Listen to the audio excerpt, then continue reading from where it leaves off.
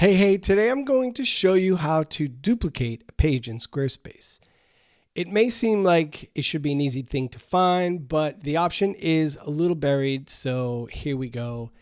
This is only going to take a minute, so at the end, I'm going to show you a couple of tips that I used for added context when sharing out a page with other people that is, under construction or a trial. So here we have this page of absolutely zero consequence, and down the left side you have all your admin links here, and I'm going to click on pages, and you could see now playing is highlighted in gray. So this is the page I'm currently editing.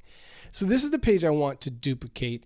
When you hover over any page or folder or membership or whatever you want to hover and duplicate, if you click the gear, you get several options. You can see the page title, the navigation title, the URL slug, and all of these match, obviously, because this is an existing page. If I wanted to do something like change the color or add copy and have this page reviewed by someone else who's a stakeholder in the project, just hit duplicate page, and it's going to ask you to confirm. You confirm, and now this page is duplicated, and you can see it over here in the not linked list. They always go to the top of that list. You can leave that and simply hit enter or click off, and it's going to save it. Even if I wait and talk here for another 20 seconds, it will probably say it.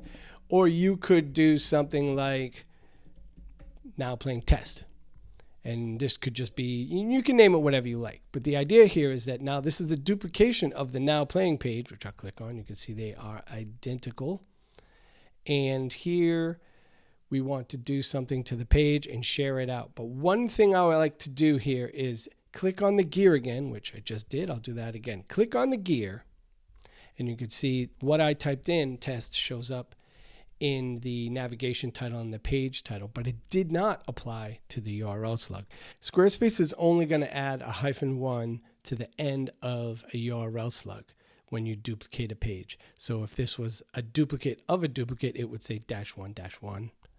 I would change this to test, just so there was more context. Now, if I was doing something like changing the color, might go color option, right? And then you could also put that in here, color option,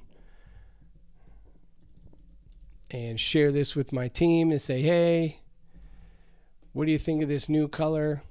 And hit save. And now when you share that URL out, they'll always know kind of why it's being shared and which one. If we're doing 3 options, I could duplicate this again, and this could be now playing blue option, and I'll change that green text to blue. You know what I mean?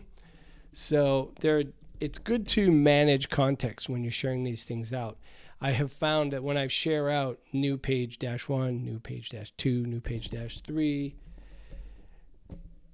people sometimes forget what changed or what is the difference between them if a day or two passes. So sometimes that's a great way to manage that context inside of there. So anyway, I hope this was helpful.